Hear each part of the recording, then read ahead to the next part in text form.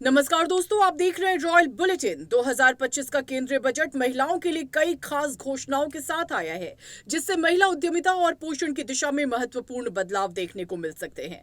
केंद्रीय वित्त मंत्री निर्मला सीतारमण ने इस बजट में महिलाओं के लिए कई महत्वपूर्ण कदम उठाए हैं। खासतौर पर पहली बार सरकार ने महिला उद्यमियों के लिए 2 करोड़ तक के लोन की योजना की घोषणा की। ये योजना विशेष रूप से अनुसूचित जाति और अनुसूचित जनजाति की महिलाओं को सहायता देने के लिए है। A new scheme will be launched for 5 lakh women, scheduled castes and scheduled tribes, first-time entrepreneurs. This will provide term loans up to 2 crore rupees during the next 5 years. The scheme will incorporate lessons from the successful Stand Up India scheme, online capacity building for entrepreneurship and managerial skills will also be organized. इसके अलावा वित्त मंत्री ने महिलाओं और बच्चों के पोषण को बेहतर बनाने के लिए सक्षम आंगनबाड़ी और पोषण 2.0 स्कीम की शुरुआत की। इस योजना के तहत 8 करोड़ बच्चों और 1 करोड़ गर्भवती महिलाओं को बेहतर पोषण की सुविधाएं उपलब्ध कराई जाएंगी। ये कदम महिलाओं और बच्चों के स्वास्थ्य को सुदृढ़ बनाने में सहायक सिद्ध होगा। व्यावसायिक महिलाओं के लिए भी बजट में कई राहतों की घोषणा की गई है। इस बजट में आयकर में 12 लाख तक की छूट का ऐलान किया गया है, जिससे खास तौर पर मध्यम वर्ग की महिलाओं को राहत मिलेगी। इसके अलावा जीवन रक्षक दवाओं जैसे कि कैंसर और अन्य गंभीर बीमारियों की दवाओं पर करों में कमी की घोषणा की गई है, जिससे ये दवाएं आम आदमी के लिए सस्ती हो सकेंगी। व्यवसायिक महिला वर्तिका शुक्ला ने बजट पर अपनी प्रतिक्रिया देते हुए कहा कि इस बजट में सबसे बड़ी घोषणा ये रही है कि 12 लाख तक की आय पर कोई टैक्स नहीं लिया जाएगा, जो महिलाओं के लिए बेहद महत्वपूर्ण है। इसके अलावा जीवन रक्षक दवाओं पर करों में कमी से ये दवाएं सस्ती होंगी, जो विशेषकर मध्यम वर्ग और निम्न वर्ग की महिलाओं के लिए बड़ी राहत की बात है।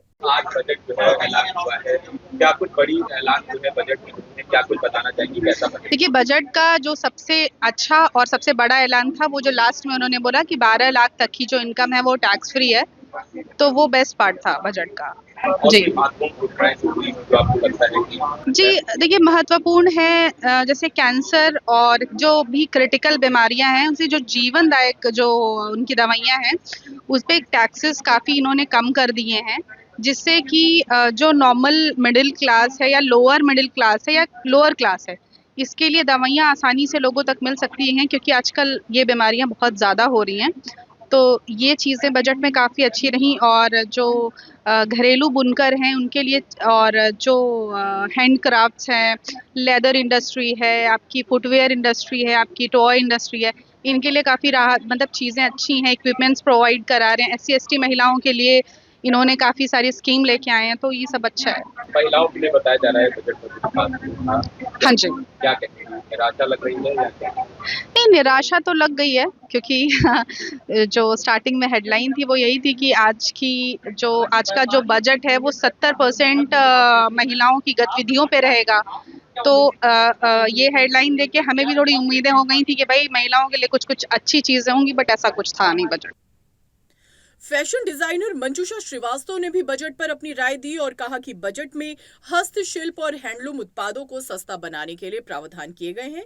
इससे इस उद्योग में रोजगार के अवसर बढ़ेंगे और भारतीय कपड़े अधिक सस्ते होंगे, जिससे ये उत्पाद ज्यादा लोगों तक पहुंचेगा और इस उद्योग का विकास होगा। ये कदम पुरुषों और महिलाओं, विशेषकर युवाओं के लिए फायदेमंद होगा।